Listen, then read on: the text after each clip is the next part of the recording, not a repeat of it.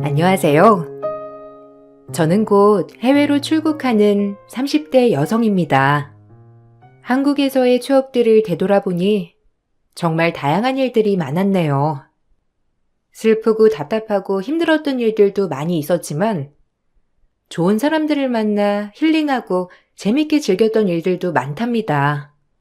그 좋은 추억들을 잘 간직하면서 다시 전 원래의 일상으로 되돌아가려고요. 사실 전 한국에서 태어났지만 해외에서 성인까지 쭉 자랐어요. 그래서 다들 한국어에 서툴 거라고 했지만 저희 부모님께서는 뿌리를 잊으면 안 된다면서 한국어 공부를 열정적으로 가르치셨죠. 그래서 크게 티가 날 정도로 어눌하지는 않은 편이에요. 성인이 되고 나서는 한국이 궁금해서 종종 들어왔었는데 그러다 남편을 만났고 저희는 결혼까지 하게 되었어요.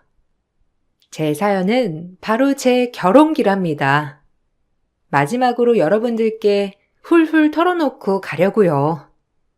전 해외에서 쭉 살았지만 남편은 한국에서도 본인 고향을 벗어나 살아본 적이 없었어요.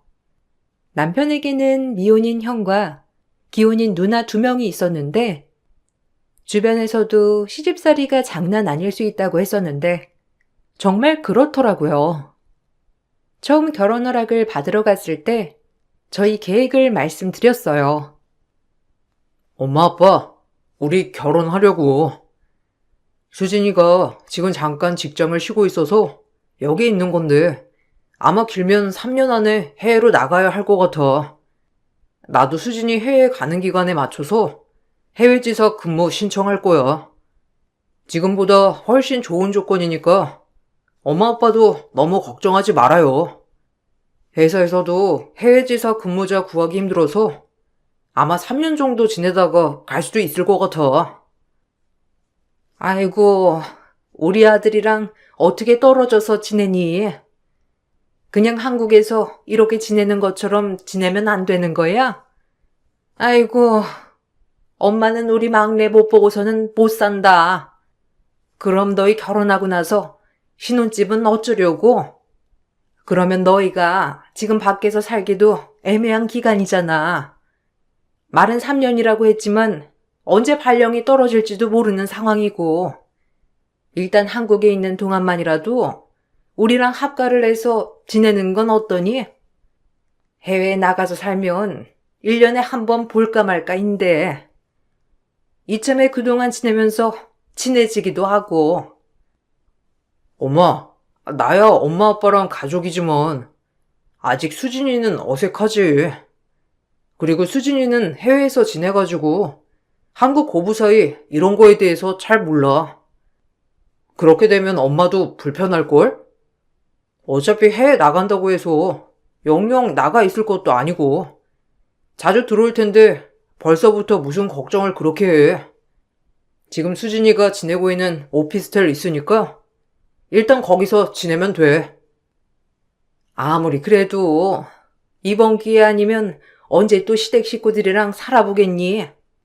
그다지 긴 시간도 아니고 솔직히 우리 가족들은 다 바쁘게 사니까 같이 살아봤자 서로 마주할 시간도 많지 않을 거야. 네가 생각하기에는 내가 시집살이나 할 것 같니? 나는 애초에 네 할머니한테 너무 당해가지고 우리 며느리한테는 그럴 생각 추워도 없어. 처음 뵀던 시모는 너무나 쿨하신 분이셨는데 생각보다 성격도 좋으셨고 아쉬워하시긴 했지만 해외지사 근무에 대해서도 긍정적이셨죠. 그래도 자식이 해외에 나가 살게 되면 얼굴 보며 살기 힘드니 마음이 힘드시겠다는 생각은 했어요. 남이었던 저도 이랬는데 남편은 시부모님의 말을 듣고선 더 약해졌죠. 처음에는 합가를 반대했지만 남편도 점점 마음이 바뀌었고 온 시댁 식구들이 저를 회유하고 부탁하면서 전 시댁에서 신혼생활을 시작하게 되었어요. 어차피 저나 남편이나 해외로 나갈 거고 그냥 트러블 없이 좋은 게 좋은 거다 생각을 하려고 했었죠. 그런데 신혼여행에서 돌아오고 난 후부터 암흑길은 펼쳐졌어요. 저녁 비행기로 입국하고 바로 다음날 새벽, 너무 피곤해 깊이 잠들어 있는데 누군가가 제 팔을 꽉 쥐고선 흔들며 깨웠습니다. 눈을 떠보니 그 사람은 다름 아닌 시어머니시더라고요. 저한테 조용히 하라면서 손짓을 하시고서는 팔을 잡고 나가셨어요. 어머님, 이 새벽에 무슨 일로? 아직 해도 안 떴어요. 지금 5시인데 갑자기 저는 왜 깨우신 거예요? 무슨 일 있으세요? 남편 옆에서 자고 있는데 남편인 줄 알고 깨우신 거예요? 제가 아니면 들어가서 남편한테 일어나 나가 보라고 할게요. 아, 어머님, 밥하시려고 하셨구나. 저는 아침 잘 안 먹어요. 잠을 더 자는 게 좋아서 저는 더 잠잘게요. 근데 벌써 밥을 먹어요? 예, 해가 중천에 떠서 밥하려면 늦어. 아직도 자면 어떻게 하자는 거야? 알람은 하나도 안 해놓고 잤니? 안 그래도 내가 어제 말을 해야지 하다가 깜빡 말을 못했어. 너는 해외에서 자라가지고 잘 모르겠지만 한국인은 밥심이야. 이제부터 아침밥 해야지. 아직까지 자버리면 어쩌려고 그래? 얼른 쌀 씻고 밥 안 쳐. 밥은 할 줄 아는 거지? 그 정도는 기본으로 배우고 와야지. 네? 지금 어머님 저한테 밥 차리라고 하시는 거예요? 저 아침밥 안 먹어요. 거기다가 남편도 아침에는 소화도 안 되고 더부룩해서 하루 종일 불편하다고 우유며 빵이며 이런 것도 아무것도 안 먹던데. 혹시 다른 식구들이 아침밥을 먹는다고 했어요? 근데 남편이 어릴 적부터 아침밥 먹는 습관이 없었다면서 그런 건 걱정하지 말라고 했거든요. 아이고, 우리 창욱이가 배려심이 깊어가지고 와이프 아침에 일찍 일어날까봐 그렇게 거짓말을 했나 보다. 제가 몰라서 그렇지? 우리 다 밥 먹고 나가.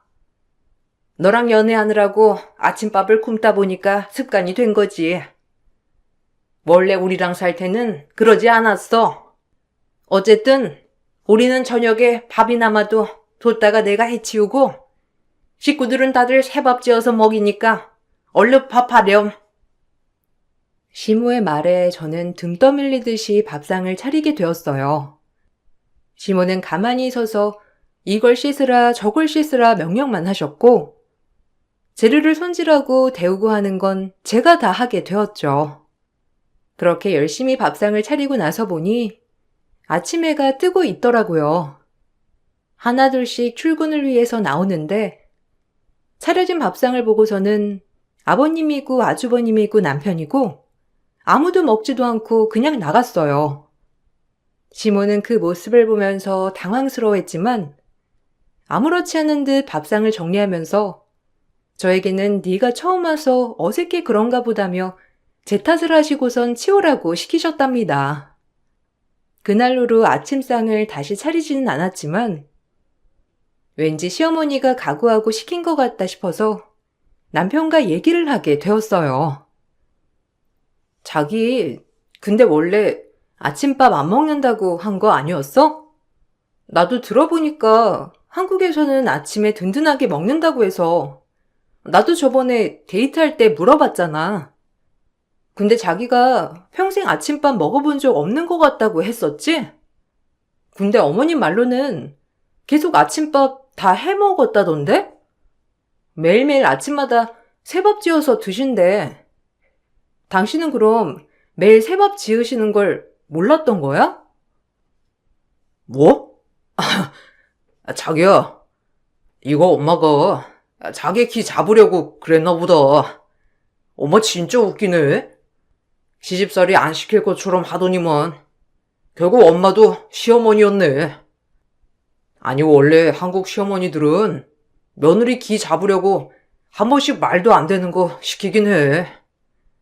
한국은 원래 다 이렇고 솔직히 시어머니가 뭐 잘못하라고 시키겠어? 그냥 잘 되라고 하는 거고 해서 나쁠 건 없으니까 당신도 그냥 맞춰드려. 그래? 내가 들었던 시어머니랑 며느리들은 이렇게 하는 게 아니었는데. 내 친구 알지? 대학 같이 나온 친구. 걔도 한국 사람이랑 결혼했거든? 근데 거기 시어머니는 엄청 좋으시다면서 말했거든. 그래서 난 어머님도 그럴 거라 생각을 했는데 나 이번에 진짜 당황스러웠어. 일단 피곤하기도 하고 계속 옆에서 어머님이 해보라고 자꾸 시키시니까 억지로 하긴 했는데. 에이, 자기가 알고 있는 사람들은 그래도 외국물 어느 정도 먹은 사람들이잖아. 거기다가 당신 친구랑 결혼한 사람도 해외에 살던 사람들이고. 그럼 우리랑은 다르지. 우리는 한국에만 있었던 오리지널인데 마인드 자체가 다르지 않겠어? 거기 의견 참고하면 트러블만 생기니까 그런 거 듣지 말고 그냥 어른들 맞춰주는 게 한국 예의야. 알았지? 남편의 말에 솔직히 처음에는 황당하더라고요. 시대가 어느 때인데 인터넷 검색만 해봐도 이런 시댁은 거르라는 게 대부분이었거든요. 그래서 아차 싶었지만 그때 당시는 남편을 너무나 사랑했기 때문에 꾹 참았어요. 거기다가 부모님께서 걱정도 많으셔서 조금만 더 버텨보자 생각을 했었죠. 시모는 아무래도 아들이랑 곧 떨어져서 살아야 하니 그런 감정들 때문에 더 그러실 수 있겠다 이해하고 넘어가려고 했어요. 시모 한 명만 그랬다면 좋았겠지만 시댁 식구들 모두 저와 맞진 않았는데 주말마다 시집간 두 누나들은 어린 조카들을 다 데리고 시댁으로 왔어요. 시댁으로 오면 4명의 조카를 모두 저에게 맡기곤 하셨죠. 옳게, 해외에서 오래 살았으니까 영어 잘하지 않아? 옳게 영어권 국가에서 산 거 맞지? 그럼 이제부터 옳게한테 공짜 과외 받으면 되겠네. 이제부터 옳게는 우리 애들 앞에서 영어만 써. 우리 애들이랑 프리토킹 좀 해줘봐. 그래도 우리 애들 어릴 때부터 영유 다녀서 대화는 되거든? 옳게도 계속 한국말만 하니까 힘들 거 아니야. 이럴 때 영어 좀 써야 편하지. 그래, 우리가 옳게 생각해서 영어 좀 하는 우리 애들 데리고 온 거야. 근데 오늘 우리 온다고 했는데 아직 밥도 안 했어? 아니 벌써 점심인데. 아무것도 안 차려 있으면 우린 뭐 먹어? 굶어? 옳게 일단 밥부터 차려. 엄마가 오늘 한우 구워 먹자고 했는데 저녁에 먹을 건가 보네. 엄마는 어디 갔어? 옳게, 이제는 음식 좀 하지? 저번에 했던 건 좀 짜더라. 아, 어머님 아침에 모임 있다고 가셨어요. 안 그래도 안 오실 줄 알아서 아무것도 준비 안 했는데 남편이랑 아주버님, 아버님도 다 일이 있으시다고 나가셨고 아마 저녁 늦게나 들어오실 것 같아요. 저도 오랜만에 밖에 외출하려고 하는데 오늘은 제가 뭐 해드리진 못할 것 같네요. 그래? 올케는 누구 만나러 가는데? 어차피 올케 한국에서 만날 사람 없잖아. 또 그냥 혼자 드라이브 가고 그러는 거 아니야? 아유, 밖에 나가서 혼자서 돈 쓸 필요가 뭐가 있어. 그러면 애들 좀 보고 있어봐. 우리 오랜만에 둘이서 술 한잔하고 올 테니까. 1~2시간 정도만 애들 좀 봐줘. 이런 기회 흔치 않아. 옳게 좋겠다. 오늘은 밥상 따로 안 차려도 되겠네. 애들은 그냥 대충 밥에 미역국 끓이고 갈비 있지? 아마 저번에 내가 보낸 갈비 있을 텐데 그걸로 갈비찜 끓여줘. 저번에 옳게 만든 거 괜찮더라. 간만 좀 살짝 하면 되겠어. 그렇게 신우들은 내 아이를 2시간만 봐달라며 훌쩍 나가버렸고 전 2시간, 3시간, 4시간 기다리다 조카들을 재우고 잠들었죠. 신우들은 다음 날이 되어서야 조카들을 데리러 왔어요. 전 그날 밥을 한 끼도 못 먹었는데 수고했단 한마디도 못 들었답니다. 그나마 조카들이 착하고 절 잘 따라줬기 때문에 견딜 수 있었죠. 그렇게 몇 주를 고생고생하며 있다 보니 안 하던 일을 해서 그런지 몸이 버티지 못하고 몸살이나 버리고 말았어요. 겨우 병원에 가서 주사를 맞고 집으로 와 누워있는데 그날따라 아무리 시간이 지나도 조용하고 고요하더라고요. 집안 곳곳을 둘러봐도 아무도 보이지 않았고 저녁 시간이 다 되어서도 들어오는 사람 한 명도 없어서 이상한 느낌에 남편에게 전화를 걸어봤어요. 자기 지금 어디야? 오늘 일찍 끝난다고 한 거 아니었어? 집에 아무도 없네. 나 아까 몸살이 너무 심해가지고 병원 가서 주사 맞고 왔어. 근데도 열이 잘 안 떨어지는데 올 때 해열제 좀 사와 줄 수 있어? 도저히 안 되겠어. 약 좀 더 먹고 푹 쉬어야 할 것 같아. 내내 아무것도 안 먹어서 그런가 힘도 없고. 올 때 내가 좋아하는 그 집 음식 좀 사오면 안 돼? 어? 아, 여보. 엄마가 별말 안 했어? 아, 엄마가 깜빡했나 보다. 나 오늘 안 들어갈 거야. 아니, 우리 식구들 오늘 안 들어갈 거야. 엄마가 말한 줄 알았지. 우리 가족들끼리 캠핑 왔어. 안 그래도 당신한테 말하려고 했는데 난 퇴근하고 바로 여기 왔고 엄마가 당신 아파서 쉬고 있어서 그냥 말만 하고 온다면서 하시길래 말한 줄 알았지. 엄마가 당신 먹으라고 냉장고에 죽 끓여 놓으셨대. 일단 그거 먹고 푹 쉬어. 내일 집에 가면서 약 사들고 갈 테니까. 뭐? 캠핑? 아니 갑자기 캠핑 가는 건 언제 정한 거야? 아무리 그래도 나 깨워서 말이라도 해주고 가지. 메시지라도 남기던가. 근데 집에 왔을 때부터 아무도 없다가 지금까지 없는 건데 언제 집에 왔다 가셨대? 나 당신 올 때까지 계속 기다렸어. 그럼 집에 오늘 아무도 안 들어오는 거야? 말할 타이밍도 없었고 퇴근하고 바로 와야 차 안 밀리고 올 수 있어서 급하게 오느라. 엄마가 당신 아파서 잔다고 깨지 않게 전화하지 말라고 하셔서 전화는 못했어. 미안해. 엄마가 말한 줄 알았네. 어차피 내가 지금 가도 당신 아픈데 옆에서 뭘 할 수 있겠어. 그냥 조용히 쉬게 가족들 내가 여기서 잘 챙길 테니까 당신은 걱정하지 말고 푹 쉬어. 솔직히 마음은 무척이나 서운했지만 그렇다고 뭐라고 화를 낼 순 없었어요. 그래도 시모가 절 생각해 죽을 끓였다고 하니 냉장고를 바로 열어봤죠. 그런데 냉장고에는 이미 며칠 지난 백숙 남은 것만 있을 뿐이었고 그걸 보고서는 그동안 꾹 참았던 눈물이 펑펑 쏟아졌어요. 전 며칠 후 기운을 차리자마자 바로 회사에 전화해서 되도록 빨리 복귀를 하겠다고 했어요. 원래 짧으면 1년, 길면 3년 정도 휴식기를 가지려고 했는데 도저히 참을 수 없다고 생각을 했던 거죠.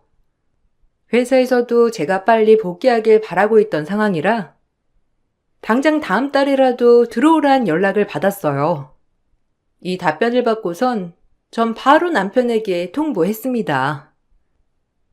솔직히 난 지금까지 당신이랑 시댁 식구들 생각해서 여기서 살았던 거야. 알지? 이미 난 한국에서 지낼 곳도 있었고 굳이 학가를 해야 할 이유도 없었잖아. 당신이 몇 년 동안 편하게 부모님 식구들 얼굴 못 보니 학가 딱 3년만 하자고 해서 한 거였는데 지금 나 힘든 거 안 보여? 모르는 거야? 아니면 모르는 척 하는 거야? 나 회사에 복귀하겠다고 말했고 회사에서는 당장 다음 달이라도 들어오래. 뭐? 갑자기 왜? 나 해외지사 발령 신청하려면 적어도 1년은 있어야 돼. 올해는 안 받고 내년 돼서 받는다고 하는데. 여보, 갑자기 왜 그래? 지금까지 아무런 말도 없다가 왜? 여기서 사는 게 불편하고 힘들어? 그럼 말을 하지. 말을 하라고? 어떻게 말을 해야 알아듣는 건데? 뻔히 당신 그 두 눈으로 보고 있으면서도 외면해놓고서는 뭘 어떻게 말하라는 거야? 당신이 1년 뒤에 발령을 신청하든 안 하든 나는 도저히 못 참겠으니까 빨리 갈 거야. 내 몸이 지금 망가지게 생겼는데 1년이고 2년이고 기다릴 상황이야? 당신이 봐도 너무하다고는 생각 안 했던 거야? 난 당신이 아무런 말도 안 하길래 괜찮은 거라 생각했어. 당신도 결혼하기 전에 되도록이면 잘 참을 거라고 했잖아. 참지 못하면 말하겠다고 했어서 그냥 지금까지는 괜찮은가 보구나 생각을 했다고. 몰랐어. 미안해. 내가 가족들한테는 잘 얘기할 테니까 다음 달에 가겠다고만 하지 마. 남편과 투닥이고 나서 조금 잠잠해지는 듯 했어요. 그전에는 시모는 제 얼굴을 볼 때마다 이건 어쩌니 저건 어쩌니 지적만 했었는데 그날 이후로는 절 봐도 별다른 말을 하지 않았죠.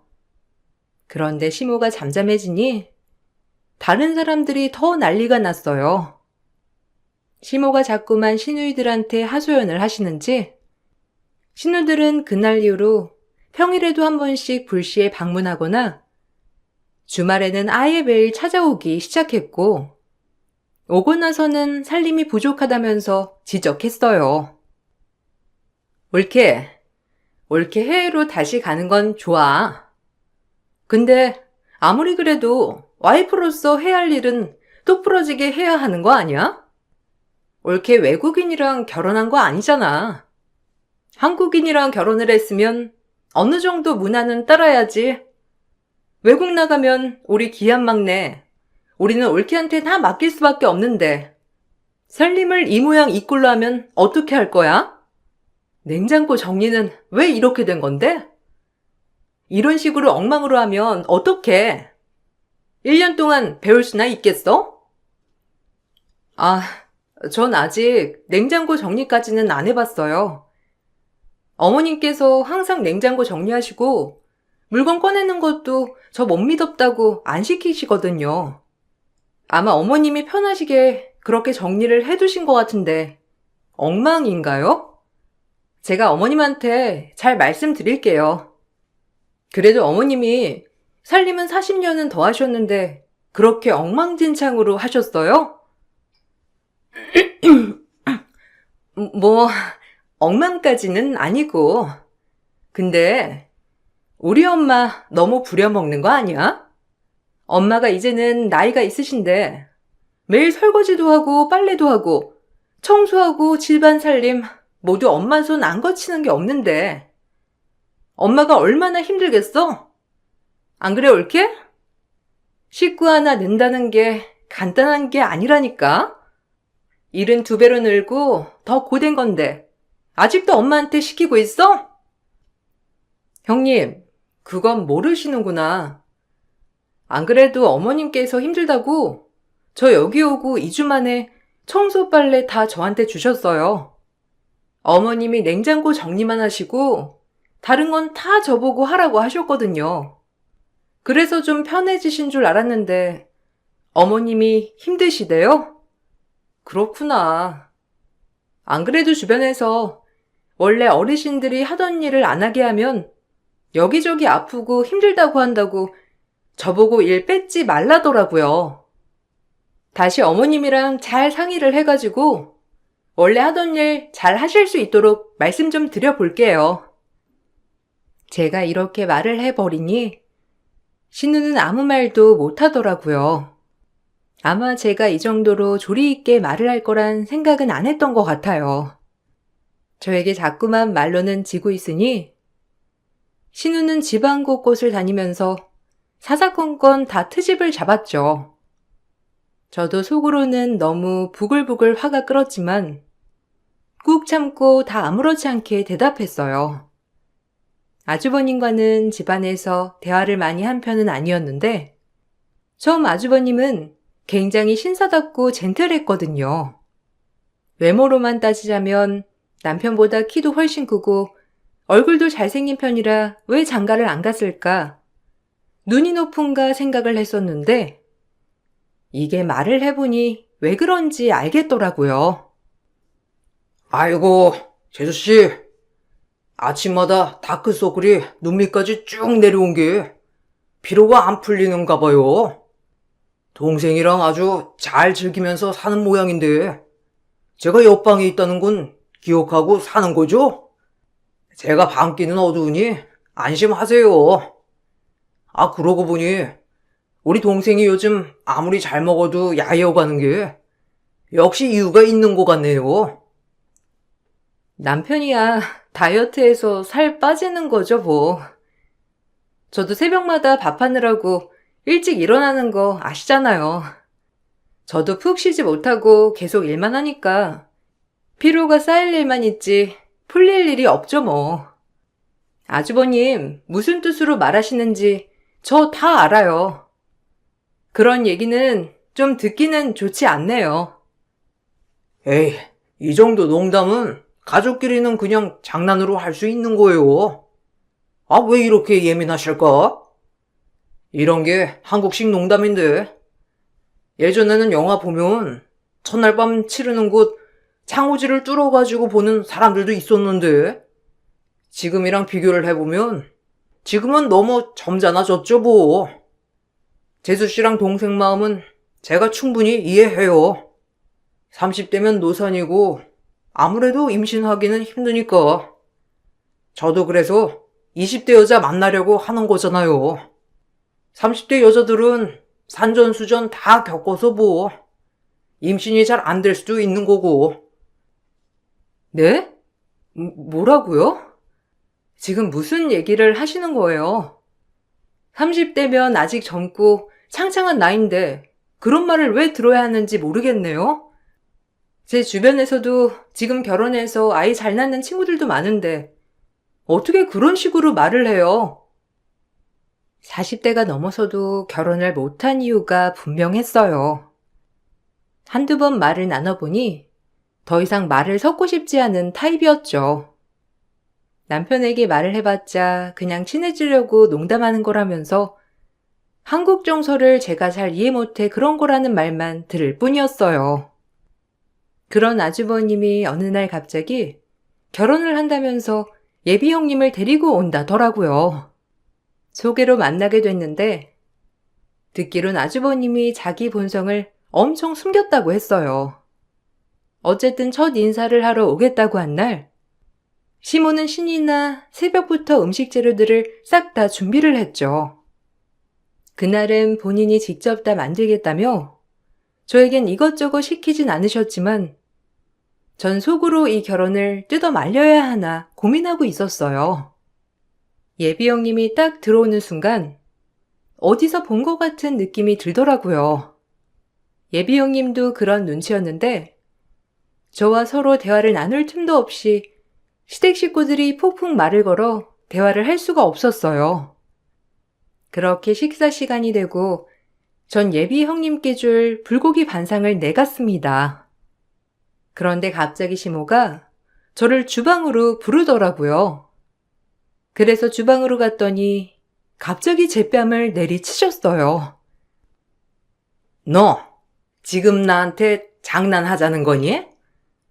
이게 정말 새벽부터 정성으로 준비했는데 아직까지 하나 완벽하게 하는 게 없어. 형님 들어온다고 하니까 하다밖에 없는 며느리 자리 잃을까 걱정되니? 뭐 며느리 들어오면 재산 받을 거 나눠서 받아야 할까봐 그래? 허참, 불고기 반상에 팥째가 빠졌잖아. 내가 꼭 준비하라고 누누이 얘기를 했건만. 지금 뭐 하시는 거예요? 지금 파츠 하나 때문에 이러시는 거예요? 지금 제정신이세요? 어떻게 제 뺨을... 이거 저 가만 안 있을 겁니다. 안 그래도 지금까지 어처구니 없는 일들 다 꾹꾹 참았는데 도저히 안 되겠네요. 저희 부모님 멀리서 결혼한다고 바쁜 시간 내서 와준 거 너무 아깝고 감사해서 참아보려고 했는데 정말 이건 아닌 것 같네요. 뭐? 안 되면 뭐 어쩔 건데? 네가 안 되면 뭐 어쩔 거냐고? 해외에서 자란 외국인이나 마찬가지인 며느리 반갑게 맞아줬건만 너같이 살림 제대로 못한 며느리가 몇이나 될 것 같니? 이런 꼴로 네 부모한테 말하면 네 부모는 자랑스러워 하겠어? 당연히 네가 잘못하니까 맞았다고 해야 올바른 어른이지. 하긴 해외 살 거라고 뭐 하나 보태주지 않은 친정이 예의나 있겠니? 소란에 시댁 식구들은 다들 주방으로 들어왔고 신우들은 급하게 시무를 말리면서 소란을 잠재우려고 했죠. 그때 제 부풀어 오르는 뺨을 본 건 사색이 되어 기함한 예비 형님이었어요.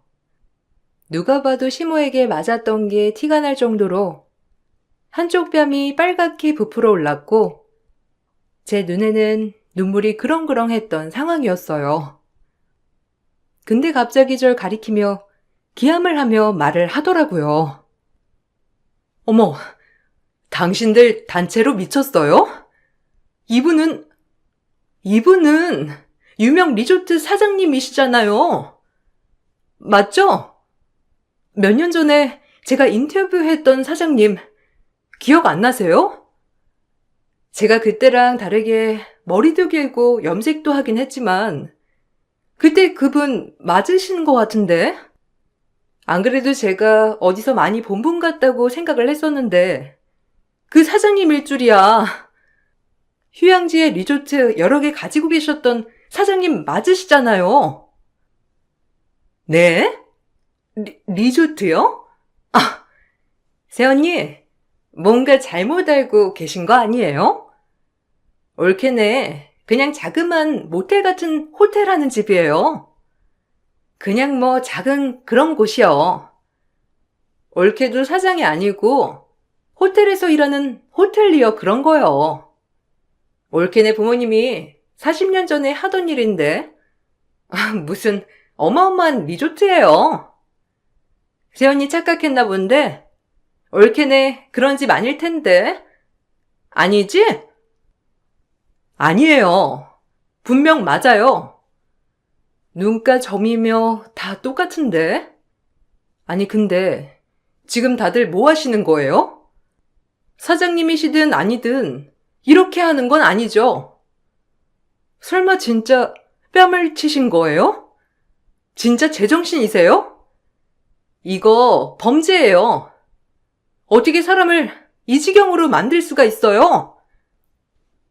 아주버님은 놀란 예비 형님을 데리고 나갔고 전 핸드폰만 들고 밖으로 뛰쳐나왔어요.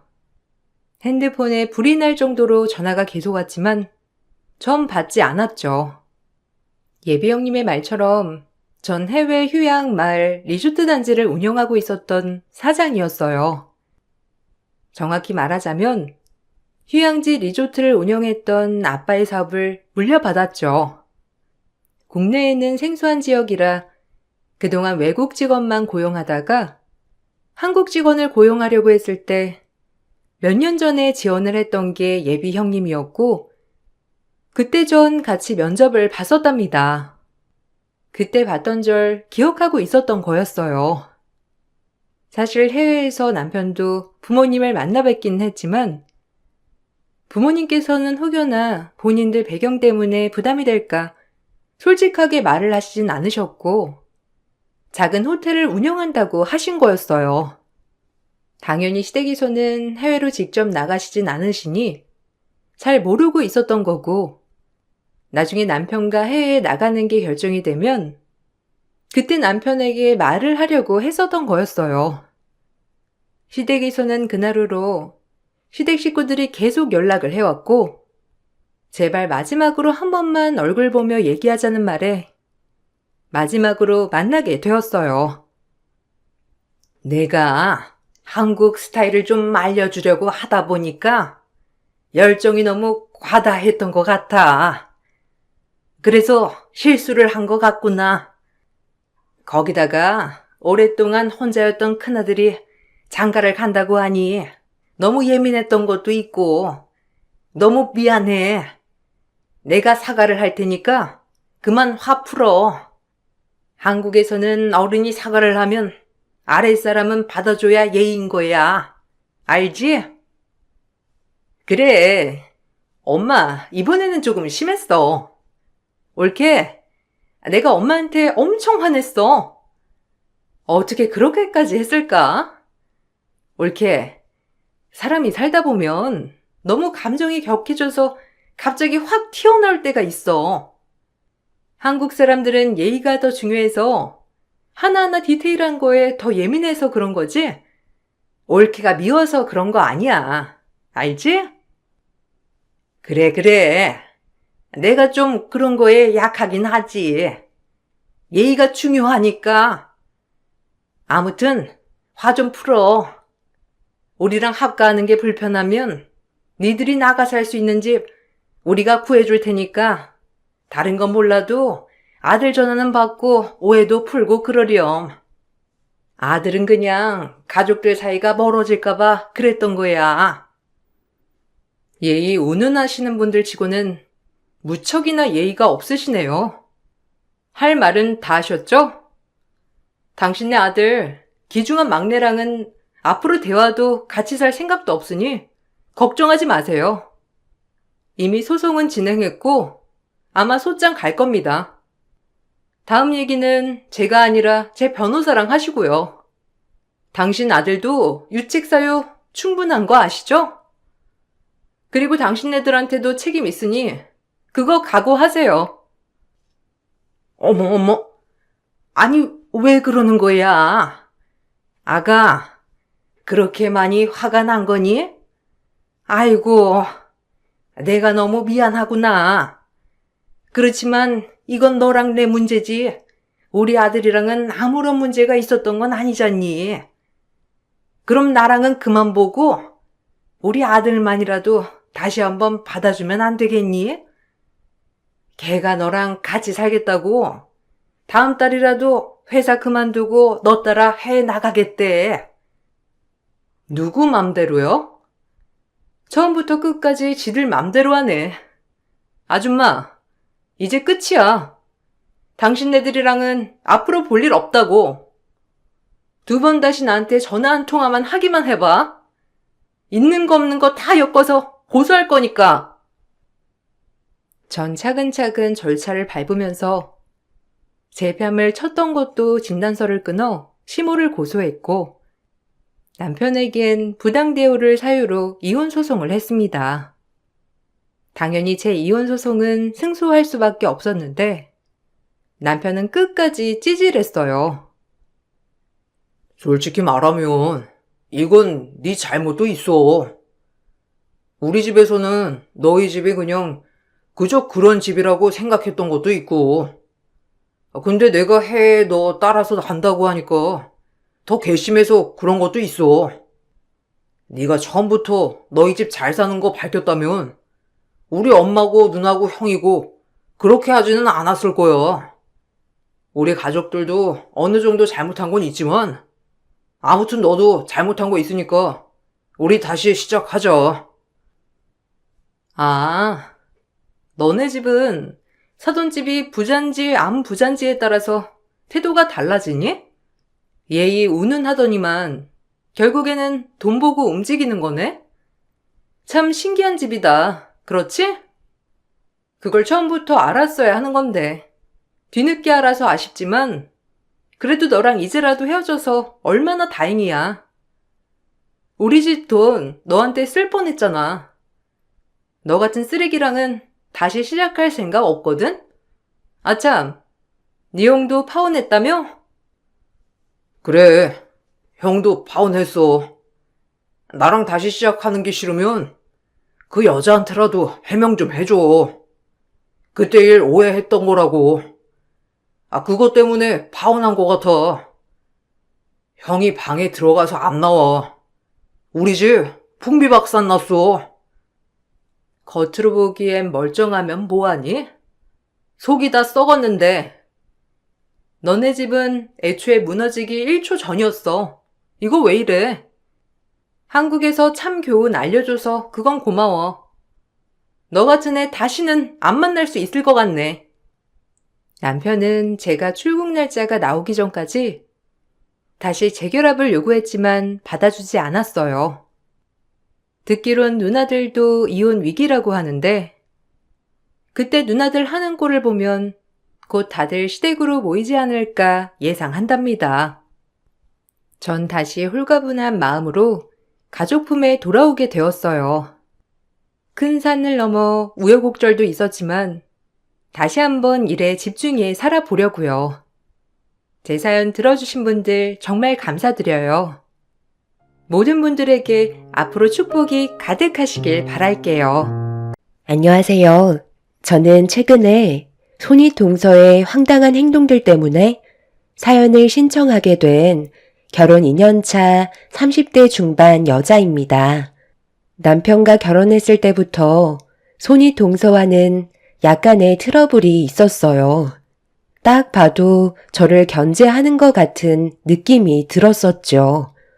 결혼 초였기 때문에 최대한 웃으면서 좋게 넘어가려 했었는데 날이 가면 갈수록 저를 대하는 게 지나칠 정도로 심해서 결국 안 좋은 관계로 발전하고 말았습니다. 저도 사람인지라 참는 것도 한계가 있는 건데 손윗동서는 본인이 무엇을 잘못했는지 생각하지는 않고 무조건 저보다 혼수를 더 많이 했다는 것 하나 때문에 시댁에 모임이 있을 때면 시부모님 눈치를 봐가면서 같이 해야 될 일들을 저에게 다 떠넘기고 있었어요. 결혼한 지 얼마 되지 않았기 때문에 한두 번은 넘어갈 수 있었지만 반복해서 저를 괴롭히는 지나친 행동 때문에 결혼 2년 차에 손윗동서와 한바탕 하고 말았습니다. 사건이 시작된 건 명절날 음식을 준비하고 있던 사이 늦게 도착한 형님이 시부모님께 인사를 드리고 주방으로 들어왔어요. 얼마나 준비가 됐는지 한번 쓱 둘러보길래 먼저 인사를 드렸는데 그냥 다시 나가버리더라고요. 저를 아예 투명 인간 취급하는 형님의 행동에 기분이 안 좋았지만 그래도 명절이라 참고 있는 상태였죠. 한참 뒤에 다시 들어온 형님이 다시 주방을 쑥 둘러본 뒤 젓가락을 들고 제 옆으로 왔어요. 음식 준비는 다 끝나가는 거지? 일단 저녁 식사 시간 됐으니까 대충 하고 나중에 다시 하든지 하면 되겠다. 우리 그이가 너무 배가 고프다네. 원래 시댁일은 동서가 훨씬 더 많이 해야 되는 거 잘 알고 있지? 나보다 손아랫 사람이고 거기에다가 동서는 혼수 2천밖에 안 해왔잖아. 나는 혼수 2억이나 했는데 당연히 음식 정도는 동서 혼자 해야지. 혼수가 천지차인데 당연히 차등 분배해야 되지 않겠어? 나는 간보기 담당. 동서는 음식 준비하고 설거지까지 하면 될 것 같네. 그래야 공평하지 않겠어? 불만 있어도 어쩔 수 없어. 동서가 그만큼 능력이 없는 거잖아. 아무리 불만을 털어놔 봤자 혼수 2억과 2천은 천지 차이라고. 그러니까 표정 좀 풀어. 나를 노려봤자 바뀌는 건 없으니까. 그러게 누가 혼수를 적게 해오래? 반찬들이 대체적으로 좀 싱겁네. 살짝씩 간을 좀 더 하면 딱 좋겠어. 그럼 서둘러 저녁상 차리자고. 이런 거 보면 동서가 아직 손이 서툰 게 보인다니까. 그럼 나 먼저 나가서 기다리도록 할게. 형님, 음식 준비는 그래도 같이 해야죠. 저는 아침에 와서 지금까지 쉬지 않고 음식만 만들고 있는걸요. 그러지 마시고 상차림이라도 좀 도와주세요. 동서가 아직 감이 잘 안 잡히는 것 같은데 나는 동서 오기 전에 혼자서 이미 다 했던 것들이야. 이 정도 가지고 엄살 안 떨었으면 좋겠는데 나도 이 정도는 보상 받아야지. 그동안 얼마나 힘들었었는데 다들 배고프다고 난리니까 일단 내가 말한 거 간 좀 살짝씩 다시 보고 바로 상 차려줘. 형님은 제 말을 무시한 뒤 밖으로 나가 버렸어요. 시모가 제일 싫어하는 게 꾀부리는 거였는데 형님은 시모가 잠깐 볼일 보러 나가신 걸 이용해서 손가락 하나 까딱하지 않았습니다.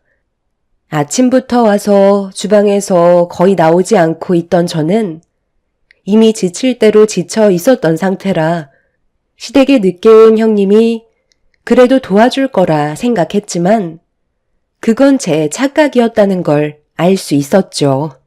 화가 점점 끓어오르고 있는데 때마침 시모가 볼일을 끝내고 들어오셨는지 주방에 있는 저를 부르셨고 급하게 거실로 나가보니 다른 집을 다녀오신 건지 여러 가지 음식들을 싸오셨어요. 동네 지인분 댁에서 받아온 음식이라며 상 차릴 때 같이 내어놓으면 될 것 같다고 얘기하시면서 주위를 둘러보셨습니다.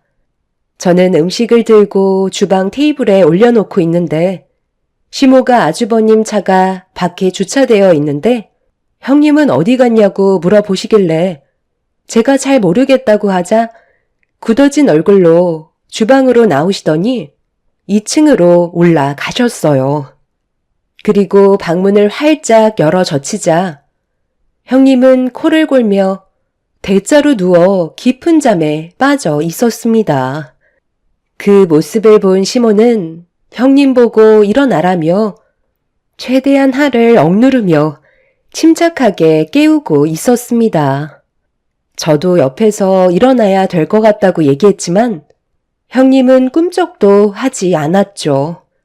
시모는 다시 한번 형님을 흔들어 깨우면서 일어나서 저녁 준비해야 된다고 하자 잠결에 그런 건진 모르겠지만 입에 담지 못할 거친 욕을 한마디 내뱉더니 몸을 돌려 버렸어요. 경악을 하신 시모는 화가 올라오셨는지 화장실에서 물을 한 바가지 퍼서 들고 오셨고 형님의 얼굴에 찬물을 냅다 뿌리셨어요. 아주 잘 자고 있다가 찬물을 뒤집어 써서 놀랐는지 비명을 지르면서 급하게 몸을 일으키며 뭐 하는 거냐고 소리를 지르는 형님의 목소리에 시모가 어디서 소리를 지르냐면서 버럭 화를 내셨습니다. 당황한 얼굴을 하고 있던 형님을 뒤에서 바라보고 있던 저와 눈이 마주치자 갑자기 저에게 화를 냈어요. 동서, 정말 너무한 거 아니야? 힘들게 먼 길을 온 건데 어머님 오셨으면 나를 깨워줄 수도 있는 거잖아. 내가 쉬는 게 그렇게 꼴보기 싫었어? 너 아직 잠이 덜겠니? 무슨 뚱딴지 같은 소리야. 너만 피곤하고 너만 먼 길을 온 것도 아닌데 어디서 지금 작은 며느리한테 탓을 돌리고 있어? 아, 제가 오죽 피곤했으면 잠들었겠어요. 그리고 저도 조금은 쉴 수 있는 거잖아요. 어머님은 왜 동서한테만 잘해주시고 저는 막대하시는 건데요? 침이나 좀 닦고 말해. 세상 모르고 자고 있었으면서 네가 지금 그게 할 말이야? 작은 며느리도 똑같이 먼 길을 왔고 아침부터 힘들게 음식 만들고 있었다. 너는 저녁 시간 돼서 왔으면 미안해서라도 옆에서 음식 만드는 거 거들어줘야 하는 거 아니야? 작은 며느리 들어오기 전에도 엄청 꽤 부리더만 이제는 아예 대놓고 퍼질러 잠을 자고 있네. 남자들도 밖에서 힘들게 집안일 청소하고 집수리 하고 있는데 너만 천하태평이지? 아주 꼴보기 싫은 짓만 골라서 해라. 빨리 주방으로 가서 저녁상 차리는 거 도와주고 네가 몇 살이라도 더 나이 먹었으면 손이 사람답게 똑바로 행동해라. 당장 주방으로 안 튀어가. 예고도 없이 들어오신 시모가 형님의 행동을 직감하고 있었는지 화가 잔뜩 올라오셨어요. 어느 정도는 예상하고 있었지만 시모가 형님의 얼굴에 찬물을 부어버릴 거라곤 상상조차 하지 못했었죠. 형님은 투덜거리면서 주방으로 들어가 물기도 제대로 닦지도 못한 채 시모의 눈치를 보며 저녁 준비를 도와주고 있었죠. 지금 네가 어떤지 봐봐라. 오자마자 작은 며느리를 조금이라도 도와줬더라면 뭐부터 해야 되는지 대충 알 수 있을 텐데 손가락 까딱하지 않았다는 게 지금 바로 확인이 되잖니? 뭘 멍하니 서 있어? 아직 잠이 덜겠니? 작은 며느리한테 뭐부터 해야 되는지 물어봐야 할 거 아니야. 너는 어떻게 된 게 날이 가면 갈수록 하는 행동이 점점 더 마음에 안 드니? 내가 이래가지고 너한테 무슨 일을 맡기고 마음 편히 바깥 일을 보고 오겠냐는 거야. 똑바로 정신 안 차려? 어머님, 정말 너무하세요. 동서 오기 전에 그동안 제가 힘들게 음식 준비하고 집안일도 다 했었잖아요. 그런데 동서는 며느리로 들어온 지 얼마 안 됐으니까 당연히 고생 좀 할 수 있는 거잖아요. 음식 그거 얼마나 된다고 저까지 거들어야 되는 건데요. 그동안 저도 고생한 만큼 이 정도는 대우받을 수 있는 거라고요. 너 지금 시애미 말에 대드는 거야? 그동안 내가 안 도와줬어? 음식 솜씨도 형편없어서 일일이 하나하나 전부 다 신경을 써야 했었는데 너 혼자 다 한 것처럼 억울해하지 말고 당장 작은 며느리한테 뭐부터 해야 되는지 물어보고 더 늦어지기 전에 저녁상 준비해라. 또 눈에 거슬리는 행동하면 내쫓을 줄 알아. 형님은 억울하다는 표정을 보이면서 저에게 뭐부터 해야 되는지 물어봤어요. 이런 사람이 제 형님이라는 걸 어디에다 말하기에도 창피스러울 정도로 형님은 저에게 많은 실망을 안겨주었죠. 그렇게 제가 도와달라는 걸 투덜거리면서 하던 형님은 시모가 다른 일을 하시는 사이마다 기분 나쁜 얼굴로 저를 노려보고 있었습니다. 어떻게 하면 형님과의 관계가 완만해질 수 있을지 음식을 준비하면서도 고민을 해봤지만 전혀 반성하는 기미가 보이질 않아 제가 먼저 다가가는 건 오히려 화를 키우는 일이 될 것 같아 아무 말도 하지 않고 묵묵히 제 일만 하고 있었죠. 그런데 형님이 시모가 잠시 자리를 비운 틈을 타 저에게 가까이 다가와 먼저 말을 붙였어요. 그리곤 저에게 한다는 말이 자기가 시모에게 욕먹는 걸 봐서 기분 좋았냐고 몰래 웃는 거 다 봤다면서 어이없는 말을 늘어놓고 있었습니다. 정신없고 할 일도 많아 죽겠는데 형님과 말장난하고 싶지도 않아서 몰래 웃은 적 없고 서로 좋은 관계 유지하면 좋겠다고 최대한 감정 상하지 않게 대화를 풀어나갔는데 갑자기 형님이 제 머리 위로 찬물을 들이부었습니다. 너무 놀란 저는 형님한테 뭐 하는 짓이냐고 화를 내자 저도 똑같이 당해봐야 된다면서 이성을 잃어버린 사람처럼 행동하기 시작했어요. 제가 지른 비명소리에 시모와 이제 막 일을 마치고 들어온 가족들이 주방으로 달려와 무슨 일이냐고 물어보면서 제 머리와 옷이 전부 다 젖어버린 모습을 확인하는 순간 형님이 시부모님 집안의 며느리로 못 살겠다며 밥상을 엎어 버렸어요. 시댁 집안 식구들은 형님의 돌발 행동에 경악을 했고 바닥으로 떨어진 그릇들은 전부 다 와장창 깨지고 난리도 아니었습니다. 형님이 왜 이런 행동을 보이는 건지 이해할 수 없었어요. 아주버님은 이성을 잃어버려 흥분한 형님을 말렸지만 입에서 나오는 거친 말들은 미처 막을 수가 없었고 시모는 형님의 말을 듣곤 휘청거리셨죠. 제가 뭐가 부족하다고 이런 대접을 받아야 되는 건데요. 지금까지 할 만큼 했으면 된 거 아니에요? 동서가 오기 전에 시키는 건 큰소리 하지 않고 했으면 그동안 고생했으니까 동서가 대신 좀 해달라는 말도 할 수 있는 거잖아요.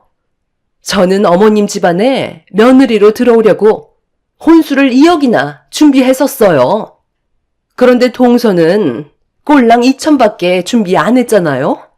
저한테는 결혼하기 전부터 정말 많은 걸 바라시더니 왜 동서는 순순히 결혼을 허락해 주신 건데요? 여기서부터 차별을 받고 있는데 제가 기분이 좋았겠어요? 동서를 달갑게 맞아줄 수 있었겠냐고요. 어머님 때문에 제가 정신적으로 문제가 생기고 있는 것 같다고요. 내가 뭘 어쨌다는 거야. 다 집안 사정이 다르고 작은 며느리가 혼수 2천을 했다고 해서 그게 왜 너랑 비교가 되어야 하는 건데? 네가 알지 못하는 것들도 있는 거잖아. 그래서 지금 이런 태도를 보이는 게 옳은 행동이라는 거야? 네가 큰 며느리로 본을 보인 모습이 있기라도 한 거니? 작은 며느리가 우리 집 며느리로 들어온 지 얼마 되지 않았으면 옆에서 그동안 나한테 배웠던 거나 네가 하나라도 더 알고 있는 게 있으면 알려주는 게 당연한 건데 이리 빠지고 저리 빠지고 방에 처박혀서 나올 생각은 하지 않고 퍼즐로 잠만 자고 있는데 지금 그게 시애미 앞에서 보일 행동이냐고. 그리고 네가 지금 눈에 거슬리는 행동을 한 게 한두 번이야? 작은 며느리가 들어온 날부터 계속 밉보이는 행동을 하고 있잖니. 나도 안 시키는 시집살이를 네가 뭔데 작은 며느리를 못 살게 구냐는 거다. 인사 올 때부터 마음에 안 들었어요. 사람이 느끼는 감정이 다 다른데 어쩌겠어요? 저는 동서가 처음부터 마음에 들지 않았다고요. 저는 앞으로 이 집 며느리로 못 살겠어요. 그동안 할 만큼 했다고 생각하니까 이제 제가 하고 싶은 대로 하면서 살게요. 어머님이 그렇게 아끼시는 막내 며느리 끼고 평생 사세요. 형님은 뭐가 그리 불만이 많았는지 끝내 이성을 잡지 못한 채 시댁을 뛰쳐 나갔어요. 아주버님은 시부모님께 죄송하다며 급하게 형님을 뒤따라 갔지만 이미 서로가 상처를 많이 받아서인지 형님이 다시 시댁으로 들어오는 걸 원치 않았습니다.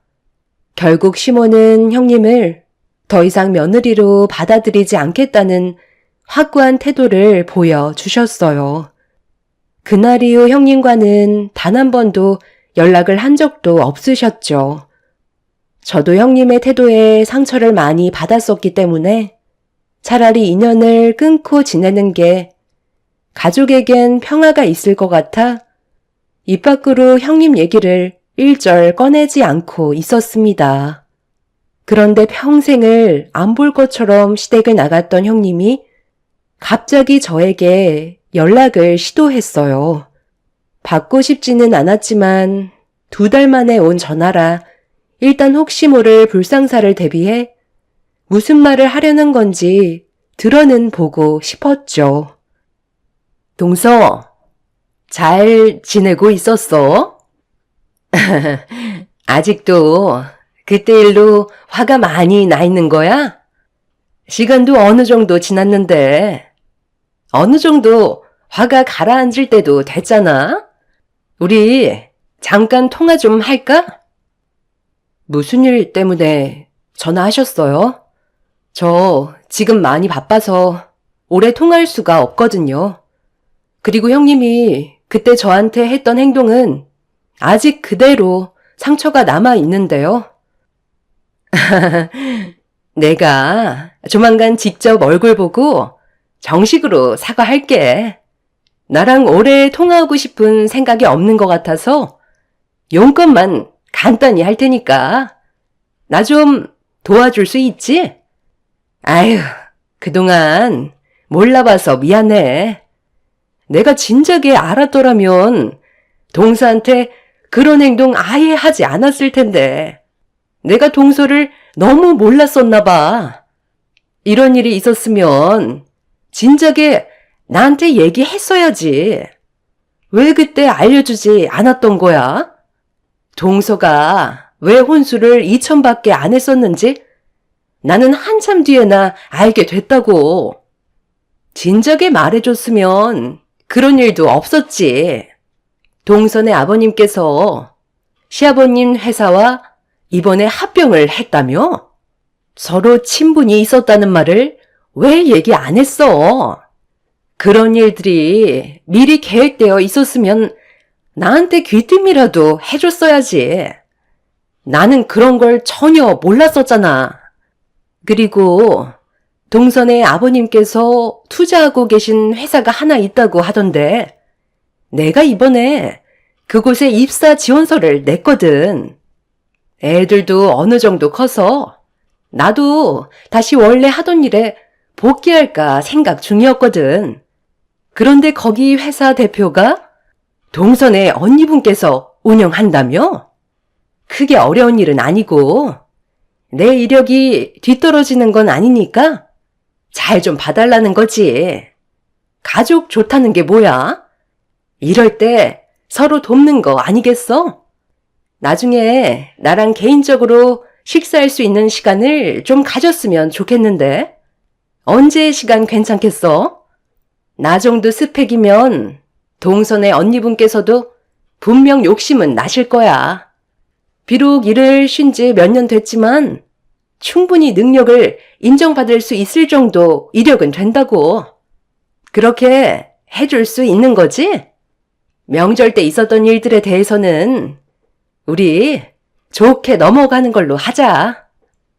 그러니까 저한테 전화하신 이유는 저희 언니 회사에 형님이 들어가고 싶어서 저한테 부탁하는 거잖아요. 그건 언니 회사인 거지 제 회사가 아니니까 저는 관여할 문제가 아닌데요. 그리고 능력이 되신다면 저희 언니가 그건 알아서 채용하겠죠. 저한테 입긴 넣어달라는 건 좋은 방법이 아닌 것 같네요. 어머, 가족 좋다는 게 뭐야? 이럴 때 서로 좀 도와가자는 건데 그 정도는 해줄 수 있는 거잖아? 아유 참, 동서 정말 1억이야? 나 섭섭해지려 해? 부탁 좀 할게. 그건 제 권한 밖이라 민감한 문제에는 답을 해드릴 수 없을 것 같아요. 채용이 된다면 형님한테 좋은 일일 테고 채용이 안 된다면 그건 형님의 능력 부족이죠. 어머, 나 여태까지 일하면서 능력 좋다는 말 정말 많이 들었다니까? 그러고 보니 저번 결혼식 때 얼굴 잠깐 뵌 것 같은데 인사도 드렸었고 내 얼굴 아마 기억하실지도 모르겠다. 딱 한 번만 좋게 말 한마디라도 해주면 안 되겠어? 내가 자존심 굽히고 동서한테 부탁할 정도면 그 회사에 거는 기대가 얼마나 큰 줄 알겠지? 형님이 저에게 전화한 목적을 알게 된 순간 기분이 별로 좋지 않았어요. 본인이 원하는 걸 이루기 위해 마음에도 없는 말로 저에게 사과를 한 거니까요. 그리고 제 회사도 아니고 저희 언니 회사에 들어가는 걸 저한테 전화해서는 잘 봐달라고 얘기하는 것 자체가 부정행위이기 때문에 더는 들어주지 못할 것 같다며 죄송하다고 전화를 끊어 버렸습니다. 그날 이후 몇 번이나 더 전화가 왔지만 괜히 불편한 일 만들고 싶지 않아 더 이상 받지 않았어요. 그리고 저는 언니한테 전화를 했죠. 손다영? 아, 입사지원서 보기는 했지. 너희 시댁 집안 형님이라고? 대충 훑어보긴 했었는데 우리 회사에 들어올 만한 자격은 미치지 못할 것 같던데. 요즘 그 정도 스펙은 다 갖추고 있고 마지막으로 다닌 회사가 내 친구 회사거든. 그래서 어떤 사람인지 대충 들어보니까 좋게 끝내고 나온 건 아니더라고.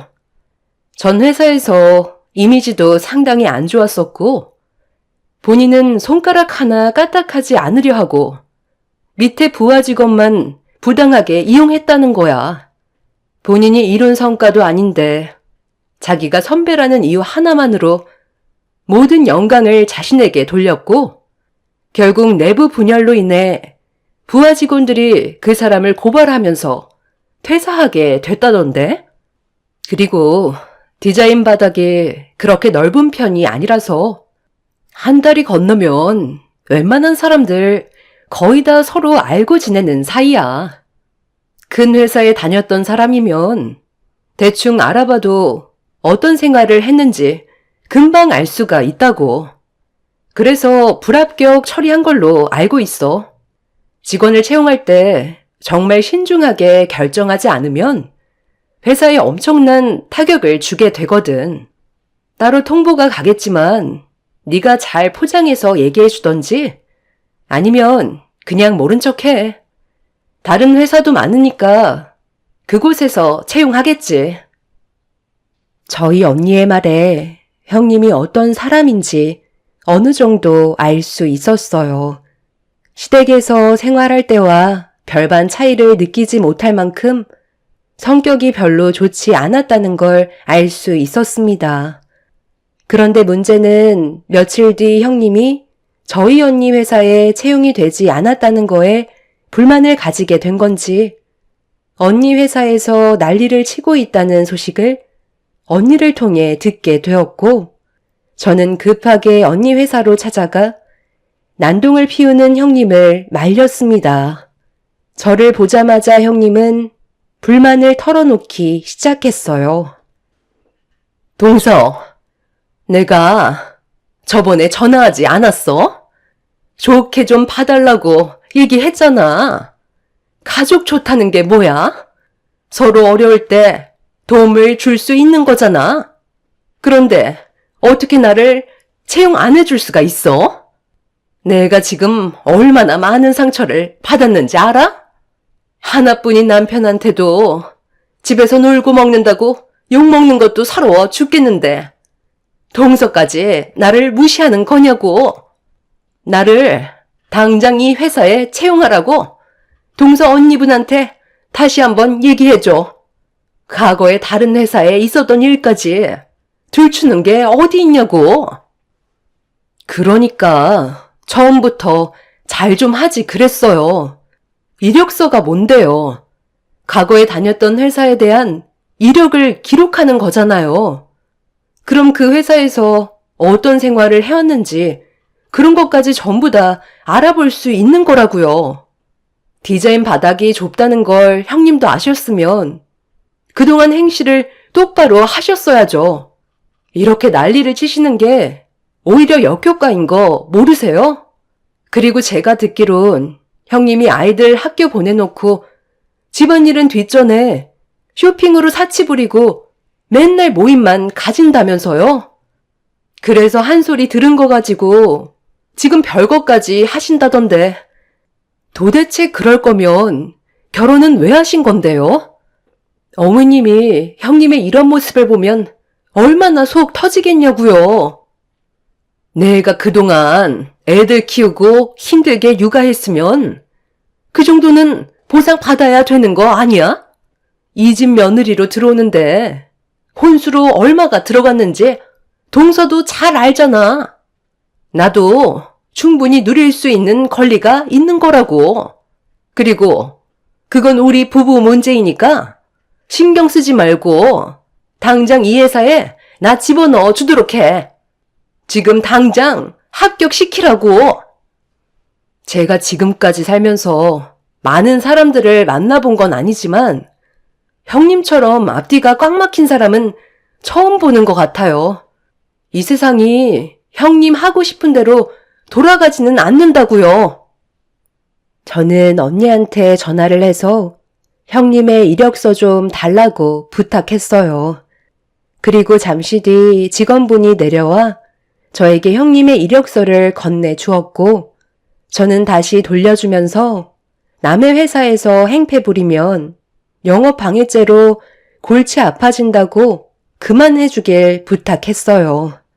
하지만 절대 물러나려는 생각이 없었는지 입사 지원서를 돌돌 말아서 그걸로 제 뺨을 올려치면서 모든 건 전부 다 제가 융통성 있게 처리해주지 않아서 이런 상황까지 오게 된 거라는 충격적인 말을 꺼내었죠. 아무리 제가 도와주지 않는다고 해도 그렇지 제 뺨을 입사 지원서로 올려치는 건 도저히 용납할 수가 없었어요. 화가 머리끝까지 올라와 버린 저는 그 자리에서 형님의 입사 지원서를 빼앗아 쫙쫙 찢어 얼굴에 던져 버렸습니다. 자기 얼굴에 찢어진 입사 지원서를 보고 뭐 하는 짓이냐고 제 머리채를 잡으려는 순간 언니는 도저히 지켜볼 수 없어 경찰에 신고를 했는지 경찰분들이 형님을 말렸고 그렇게 상황은 정리가 될 수 있었습니다. 경찰서에서 조사를 받게 되자 아주버님부터 시작해서 시댁 식구들까지 전부 다 경찰서로 달려왔고 형님의 친정 부모님들까지 전부 한자리에 모이게 되었어요. 심각해진 분위기 속에서도 형님은 본인이 무엇을 잘못하고 있는지 전혀 인지하지 못하고 무조건 저희 가족과 시댁 집안에 그동안 쌓였던 불만들만 털어놓고 있었죠. 이 문제로 양가 어른들께서는 서로 죄송하다며 고개를 숙이고 있었는데 아주버님이 그 자리에서 형님한테 이혼하자는 충격적인 말을 통보했어요. 뭐? 이혼? 지금 이 상황에서 나한테 이혼하자는 말이 나와? 내 편에 서서 위로를 해주는 게 우선 아니야?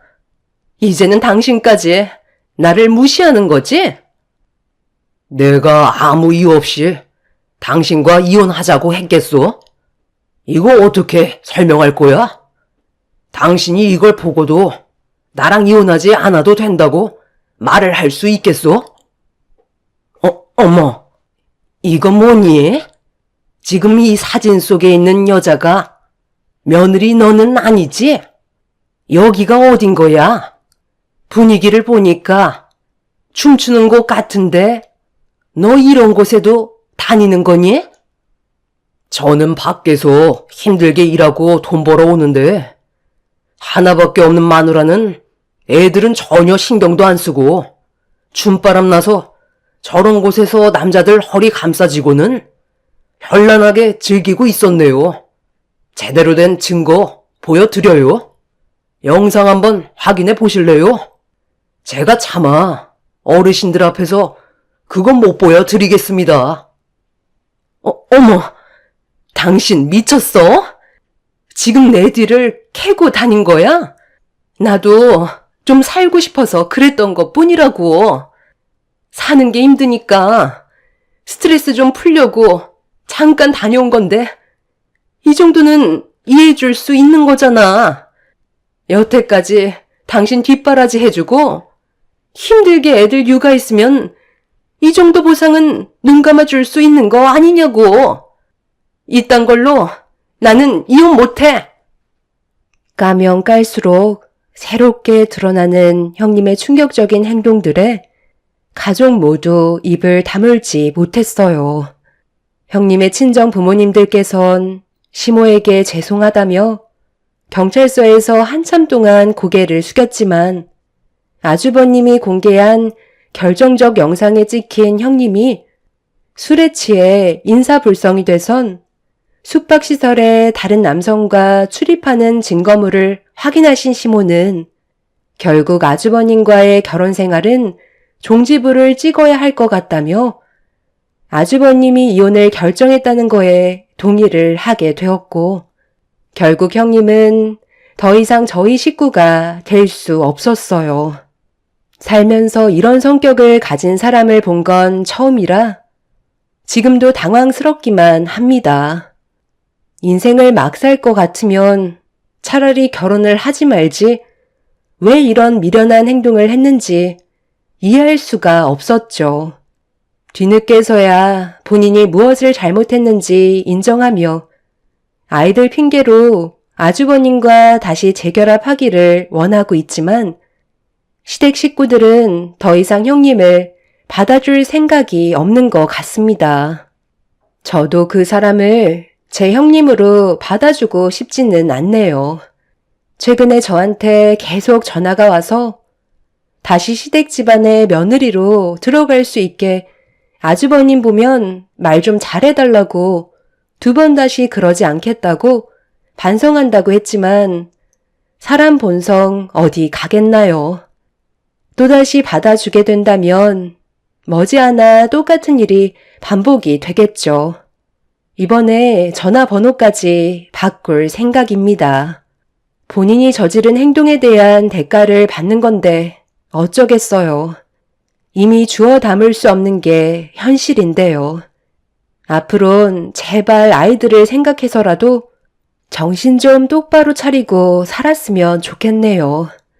제 사연 들어주신 분들 즐거운 주말 보내시길 바랍니다. 감사합니다. 안녕하세요. 저는 현재 서울에 살고 있고 결혼 1년 차가 된 신혼인 여자입니다. 인생을 살다 보면 별의별 일을 다 겪는다곤 하지만 작년 명절에 어이없는 상황을 경험해서 사연을 신청하게 되었습니다. 올해가 얼마 남지 않다 보니 다음에 다가올 명절이 벌써부터 기대가 되는데요. 그 이유는 제 밑으로 2 동서가 있는데 먼저 결혼 생활을 시작하고 있었어요. 그리고 둘 다 로펌 변호사로 활동을 하고 있는 중이죠. 둘째 동서가 먼저 둘째 시동생과 결혼을 했고 둘째 동서의 소개로 막내 시동생과도 결혼으로까지 이어지면서 2 동서의 사이는 더 돈독해지게 된 것 같아요. 남편과 결혼 전에 2 동서가 같은 대학 선후배 사이로 상당히 오랜 기간 친밀한 관계를 유지해 왔었다고 들었어요. 그래서 그런지 처음 남편과 결혼을 하기 위해 시댁에 인사를 드리러 갔을 때 2 동서가 서로 가까이 붙어있는 모습을 확인할 수가 있었어요. 그런데 저를 바라보는 시선들이 약간 경계하는 것 같은 느낌이 들더라고요. 그런 눈빛들이 크게 신경이 쓰인 건 아니었는데 남편과 결혼을 하고 나서부터 2 동서의 행동들이 제 심기를 불편하게 만들었습니다. 서로 잘 지내면 좋겠지만 제가 시댁 집안의 큰 며느리로 들어오면서부터 2 동서들은 저에 대한 불만이 상당히 많았어요. 자신들이 그동안 만들어온 체계가 저로 인해 깨지게 되는 것처럼 느끼고 있는 듯 보였습니다. 2 동서들과 결혼 초부터 안 좋은 관계를 만들고 싶지 않아 최대한 친근하게 다가가려고 저 나름대로 노력을 했어요. 그런데 2 동서들과 친해지는 건 상당히 어려웠습니다. 일부러 대놓고 거리를 두면서 시댁에서 일상 대화하는 거 외엔 개인적인 말은 일절하지 않았어요. 이런 관계가 오래 지속이 되다 보면 서로에게 더 안 좋은 감정만 생기게 될까봐 최대한 빠른 시일 내에 2 동서들과의 벽을 허물기 위해 좀 더 적극적으로 노력을 했는데 이런 제가 2 동서들에게는 부담으로 다가왔는지 미간을 찌푸리면서 온몸으로 저를 거부하는 모습을 보여줬어요. 형님이 저희와 가까워지고 싶어하는 건 알겠는데요. 굳이 그렇게 할 필요 없어요. 저희는 형님과 딱히 가까워지고 싶지 않거든요. 아버님 댁에 오면 그냥 조용히 할 일만 하고 돌아가세요. 아주버님이 우리 식구들 중에 제일 학벌도 떨어지고 능력이 없어서 본인 기준에 맞는 형님을 선택한 것 같은데 이 집 며느리로 들어오는 게 형님한테 어울린다고 생각하는 건 아니죠? 제가 형님이었으면 결혼 포기했을 것 같은데 아무리 눈치가 없어도 그렇지. 저희가 대놓고 싫어하는 티를 냈는데도 형님은 끝까지 아주버님과의 결혼을 강행하더라고요. 하긴 나이가 한 살 한 살 먹어갈수록 당연히 마음이 급하긴 하겠죠. 더 늦었다간 평생 노처녀로 살아갈 테니까요. 형님 입장 충분히 이해는 되지만 형님이 들어오기 전에는 집안 분위기도 상당히 좋았는데 형님이 새 식구로 들어오면서부터 모든 게 불편해져서 표정 관리가 잘 안 돼요. 사람은 수더분해 보이는데 머리는 든 게 없을 것 같아 집안의 격을 떨어뜨리는 것 같아서 그냥 다가오지 않았으면 좋겠어요. 큰 아주버님 하나도 감당이 힘든데 똑같은 사람이 한 명 더 들어왔으니 속 터지는 건 당연한 거죠. 저희 남편은 소아과 의사고 둘째 아주버님은 금융업에 종사하시는데 큰 아주버님은 반도체 설비 보수 일해서 우리에 비해 쥐꼬리만한 월급을 받고 있잖아요. 제 일주일 용돈벌이밖에 안 된다는 말을 들었을 때 큰 아주버님을 주변인들에게 제 체면이 있어서 소개를 시켜주고 싶지 않더라고요. 그 돈이면 평생 혼자서 사는 게 좋을 것 같아서 어머님한테도 집안의 격을 떨어뜨리게 되는 며느리감을 데리고 올 거니 결혼은 웬만하면 안 시키는 게 좋을 것 같다고 했었거든요. 그런데 아주버님이 갑자기 대형 사고를 치게 될 줄은 꿈에도 몰랐네요. 그러니까 동서들은 내가 이 집 며느리로 들어온 게 상당히 마음에 들지 않다는 거네? 동서들은 법조인인 변호사고 서방님들은 의사에 금융회사 다니고 있는데 나랑 결혼한 그이는 설비보수 엔지니어고 나까지 보잘것없는 인물이라 그래서 무시한다는 거지? 이제 감이 좀 잡혀요? 저희가 왜 가까이 하지 않으려 하는지요. 어느 정도 대화 수준이 맞아야 상대를 하죠. 그러니 제발 부탁인데요. 아버님 댁에서 모임이 가지게 되면 그냥 조용히 형님 할 것만 하고 돌아가세요. 그게 피차 서로 편한 거예요. 내가 이래서 법을 다루는 사람들을 그리 좋아하지 않아. 사자 직업을 가지고 있는 사람들 보면 지들이 뭐 좀 되는 인물인 줄 안다니까. 모두가 다 그런 건 아닐 테니 동서들은 다를 줄 알았는데 그건 내 생각이었네. 처음에는 두 동서들과 최대한 좋게 대화를 이끌어가고 싶었지만 법을 다루는 사람들이 윗사람을 대하는 행실이 너무 실망스러워서 저도 모르게 목소리 톤이 높아졌고 두 동서들과 안 좋은 대화를 주고받게 되었습니다. 제가 처음 시댁에 인사를 왔을 때 느꼈던 감정 그대로 두 동서들의 성격은 너무 날카로웠어요. 그리고 말끝마다 저희 남편을 무시하는 말들을 하는데 제가 남편과 결혼하기 전에는 동서들이 남편을 얼마나 무시하면서 살아왔을지 안 봐도 눈에 훤했습니다. 다들 적지 않은 나이를 먹었으면 나이값을 해야 되는데 하는 짓들이 애들보다 못해서 따끔하게 문제를 지적했어요. 제 말이 동서들도 기분이 안 좋았는지 목소리가 높아지자 시모가 주방으로 들어와 중재를 해주셨어요. 동서들은 주방으로 들어온 시모를 보자마자 저에 대한 불만을 쉬지 않고 쏟아냈어요. 어머님, 제가 뭐라고 했어요? 이 결혼 무조건 아니라고 했었죠? 제가 사람을 한두 명 만나는 것도 아니고 딱 보면 질이 좋은 사람인지 아닌지 단번에 알 수 있다고 했잖아요. 그래서 어머님이 며느리로 받아준다면 집안에 불화가 생기게 될 거라고 했는데 지금 보세요. 제 말이 딱 들어맞잖아요. 저도 형님으로 인정을 못하겠어요. 어느 정도 유식해야 대우를 해주지. 말귀도 못 알아듣는 무식쟁이를 제가 형님으로 받아줄 이유는 없죠. 그럼 나랑 너희 시아버지가 생각 없이 허락을 했다는 거니? 너희들이 얘기하는 걸 들어보면 그네를 며느리로 들인 게 잘못이라는 건데 이 결정을 누가 내렸니? 니들이 마음에 들지 않는다고 나까지 큰 며느리에게 안 좋은 감정을 만들 필요 있어? 내가 봤을 때 니들이 더 덜 떨어진 것 같은데 암만 법지식이 많으면 뭐해. 인성이 글러먹었는데 최근에 우리 집에서 몇 번 식사 모임을 가지는 동안 내가 유심히 지켜봐오면서 느낀 건 니들이 큰 며느리보다 지식적으로 배운 게 많다고. 은근히 무시하고 뭘 물어봐도 대답도 잘 안 하더라. 니들이 새로 들어온 큰 며느리를 대놓고 무시를 하는데 그럼 뒤에서 내가 안 볼 때 내 욕도 엄청 많이 하겠네. 아니, 무슨 말을 그렇게 하세요. 저희가 왜 어머님을 무시하는 말을 하겠어요. 며느리로 들어온 이후부터 지금까지 어머님 험담한 적 단 한 번도 없었어요. 네가 했는지 안 했는지 내가 두 눈으로 본 것도 아닌데 어떻게 믿을 수가 있겠니? 배운 사람일수록 행실을 조심해야 되는 거야. 한국 땅덩어리가 얼마나 좁은지 너희들도 잘 알고 있지? 한 달이 건너면 다 아는 사람들이야. 지금은 니들이 잘 나가고 부족함 없이 살아가고 있으니까 오만함이 생길 수는 있겠지. 하지만 언제 어디에서 예기치 못한 상황에 도움이 필요할 수도 있는 상황이 생길 수도 있는 거다.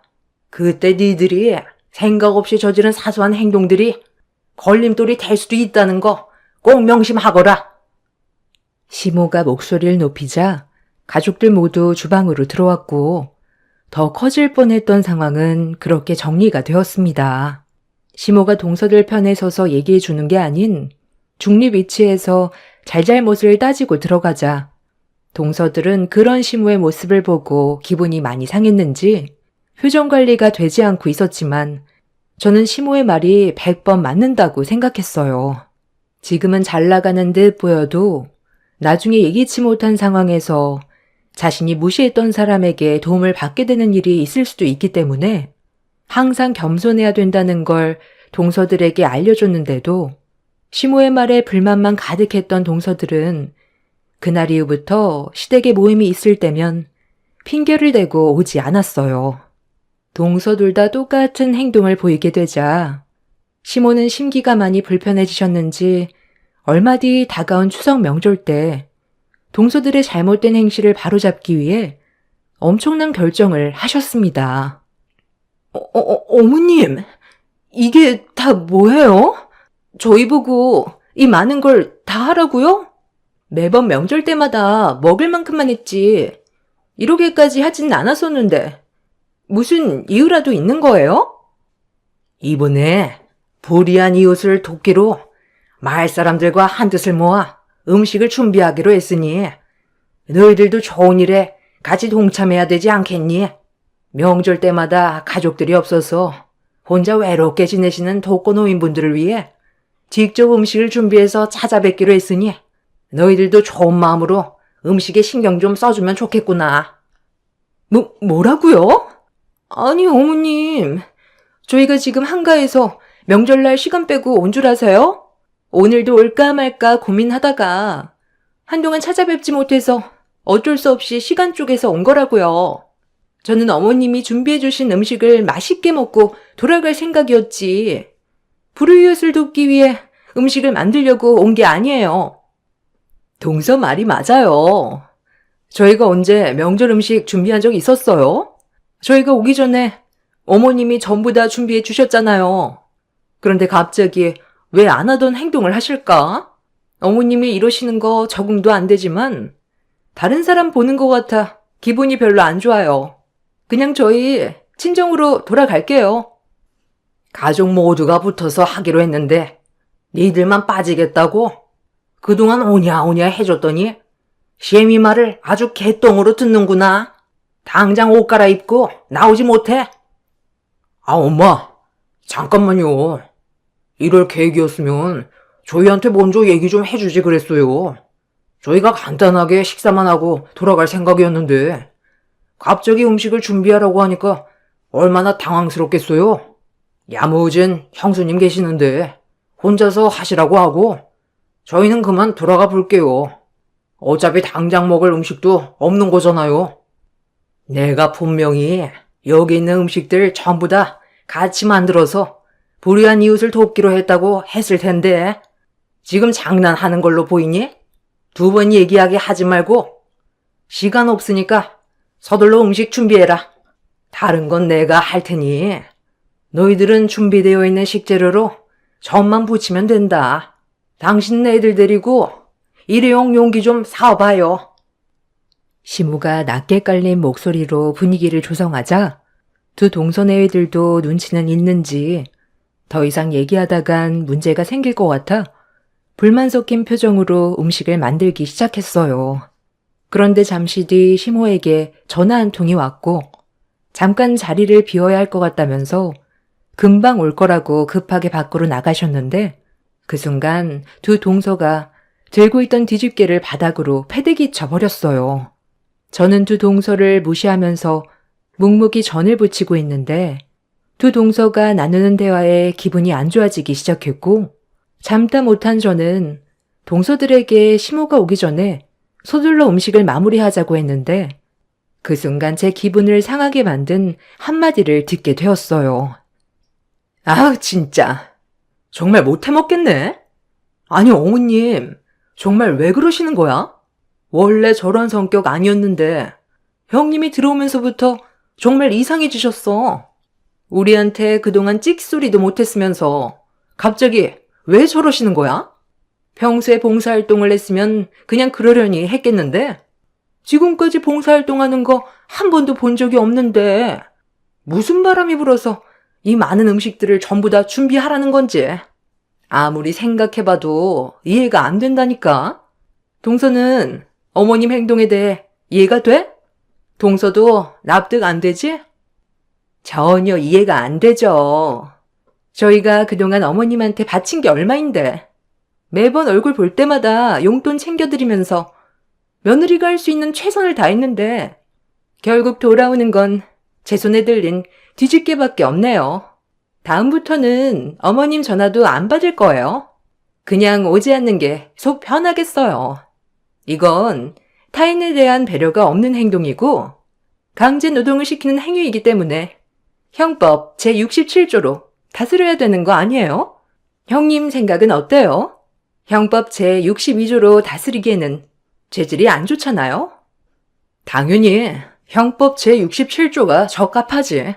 며느리로 들어왔다고 무조건 강제노동 시키는 건 잘못된 거고 그에 따른 처벌을 무겁게 내려야 된다는 거에 나도 100번 동의하지. 우리나라 법은 너무 물러 터졌어. 며느리를 너무 우습게 한다니까. 우리가 법을 다루는 변호사인 걸 완전히 잊어버리셨나 봐. 그런데 제 얼굴에 뭐 묻었어요?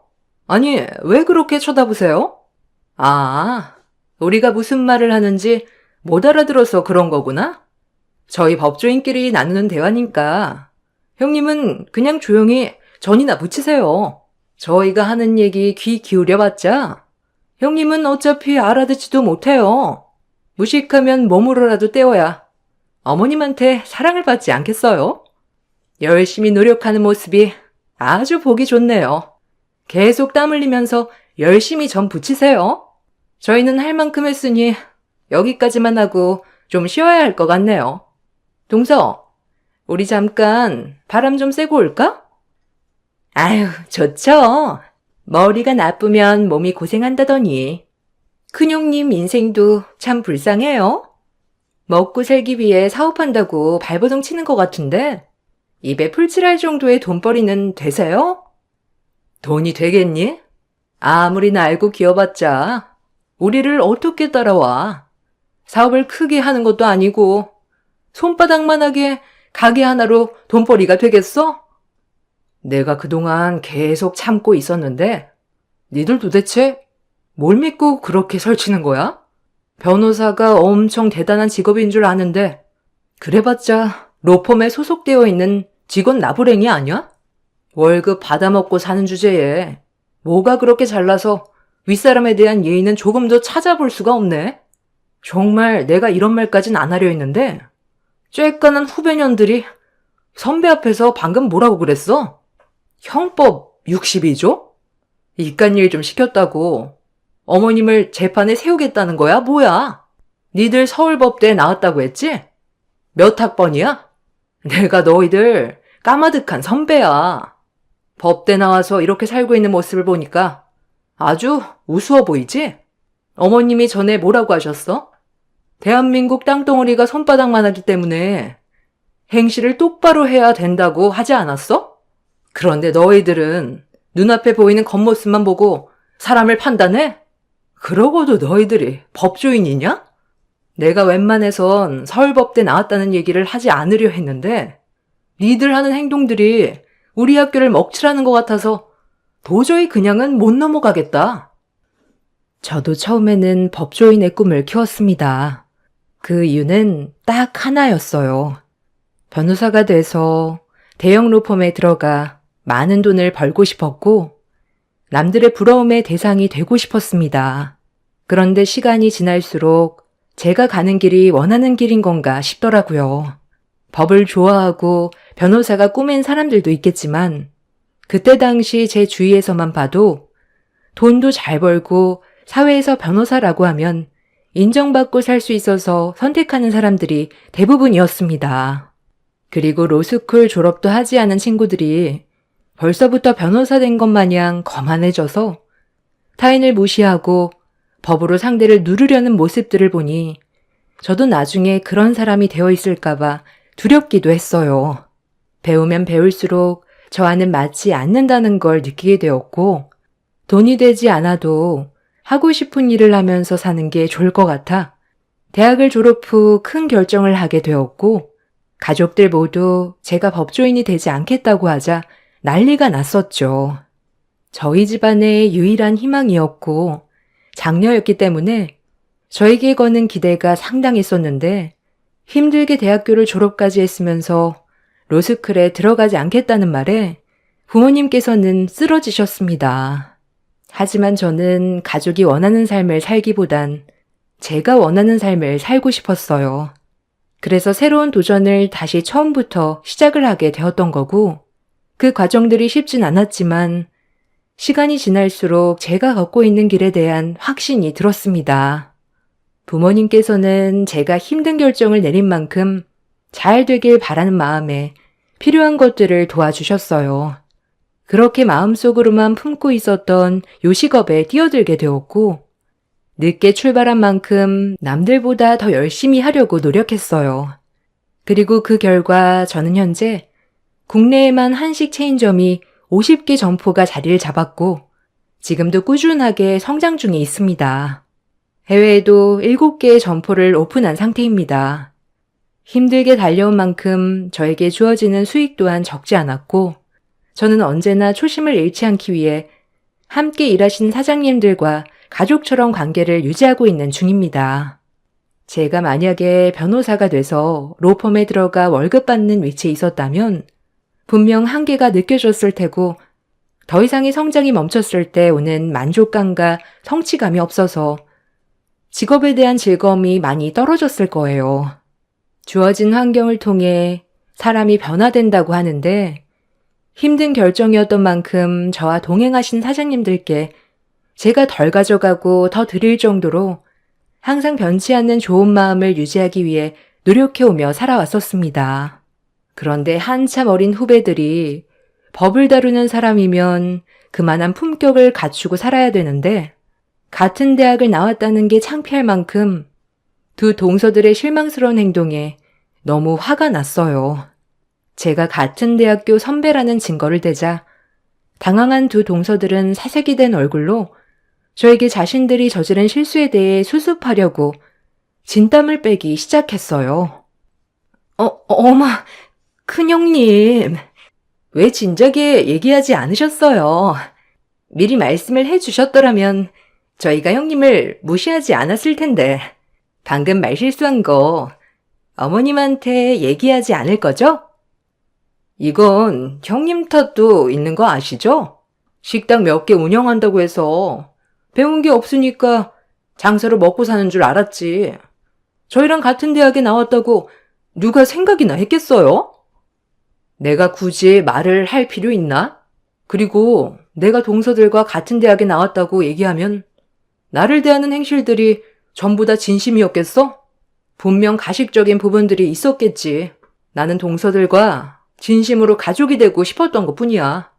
그런데 학교 후배인 니들이 보인 행동은 정말 선배로서 너무 실망스럽고 내가 다 부끄러울 정도였어. 상대방이 법에 대해서 모를 수도 있다고 쳐. 하지만 못 알아듣는다고 몇 조 몇 항 얘기하면서 상대방을 무시하는데 어떻게 법조인이라고 할 수가 있어? 어머님이 왜 우리한테 이런 일을 시키셨는지 생각은 해봤어? 왜 이렇게 많은 음식들을 만들라고 하신 것 같아? 좋은 일도 하고 우리 관계가 좋은 관계로 발전될 수 있게 많은 대화를 나누라고 자리를 마련해 주신 거 아니겠어? 지금 시간이 한참 지났는데도 가족들 전부 안 들어오고 있잖아. 우리가 충분히 대화로 풀어갈 수 있게 자리를 만들어준 건데 방금 동서들은 어머님이 강제로 노동을 시켰다고 불만을 가지면서 형법 제67조에 대해 거론했지? 어머님이 전 좀 붙이라고 한 게 재판감이니? 아무리 불만이 있더라도 어떻게 어머님이 징역살이를 해야 된다는 말을 할 수가 있어? 자, 잠깐만. 너희들 정말 나한테 그런 말을 했던 거니? 좋은 일 좀 하고 서로 친목도 다질 겸 힘들게 자리 마련한 내가 징역살이를 해야 될 정도로 잘못을 한 거야? 어머님, 언제 오셨어요? 제가 다 설명할게요. 매번 어머님 댁에 와서 음식만 먹다가 갑자기 일을 시키니까 심통이 나서 투덜거린 거예요. 조금도 악한 감정이 들어간 건 아니었어요. 저희가 여기 있는 전 다 붙일 테니까 형님이랑 어머님은 들어가서 좀 쉬세요. 흥분 좀 가라앉으시고 쉬고 계세요. 아, 그리고 말 나온 김에 한마디 더 붙이자면 동서들이 다니고 있는 로펌에 내 대학 동문들이 꽤 많이 다니고 있거든? 며칠 전에도 전화 통화 있었는데 그중 한 친구가 그 로펌 대표 아들과 곧 결혼하는 거 알지? 나랑 중학교 때부터 친구였어. 조만간 얼굴 좀 보고 얘기 좀 해야 되겠다. 동서들이 안과 밖이 많이 다른지 알고 싶어서. 동서들이 다니고 있는 로펌 회사에 제 동문이 로펌 대표 아들과 곧 결혼식을 올리기 위해 준비를 하고 있었어요. 나중에 결혼식장 가면 어차피 알게 될 거라 제 입으로 굳이 법대 나왔다는 말을 하고 싶지 않았었는데 두 동서들의 행실이 너무 안 좋아서 잘못된 버릇을 고쳐줘야 할 것 같아 어쩔 수 없이 제 입으로 말을 할 수밖에 없었습니다. 동서들은 뒤늦게 자신들의 행동에 대해 가족들에게 용서를 구했고 사람 쉽게 변하지 않는다는 거 잘 알고 있지만 일단 두고 보고 있는 중입니다. 그날 이후 두 동서들은 틱소리하지 못하고 시모가 시키는 일이면 적극적으로 움직이고 있어요. 그리고 깍듯하게 예의 바른 행동을 보이고 있습니다. 속으론 어떻게 생각하고 있는지 모르겠지만 두 동서들의 못된 버릇들을 계속 지켜만 봤다면 아마 집안은 풍비박산이 났을 수도 있을 거예요. 저는 옳은 결정을 내렸다고 생각합니다. 두 동서들과 앞으로 좋은 관계를 유지하면서 살고 싶지만 사람 다루는 일이 쉽지 않다는 거 알기 때문에 여러 가지로 걱정도 되긴 합니다. 상황상 속내를 숨기고 있는 것 같긴 한데 동서들보다 잘난 사람들이 많다는 걸 알려주고 싶어요. 사람은 죽을 때까지 배워야 한다잖아요. 제 사연을 들어주신 분들께서도 분명 주변에 소위 잘 나가는 직업군을 가지신 분들이 많이 계실 텐데 오만한 사람들과는 거리를 두셨으면 좋겠어요. 그 사람들과 가까이 해봤자 이득되는 것도 없고 오히려 상처받게 되는 일이 훨씬 더 많습니다. 제 사연 들어주신 분들 날씨가 많이 추워졌는데 건강 유의하시고 오늘 하루도 힘내시길 바랍니다. 감사합니다.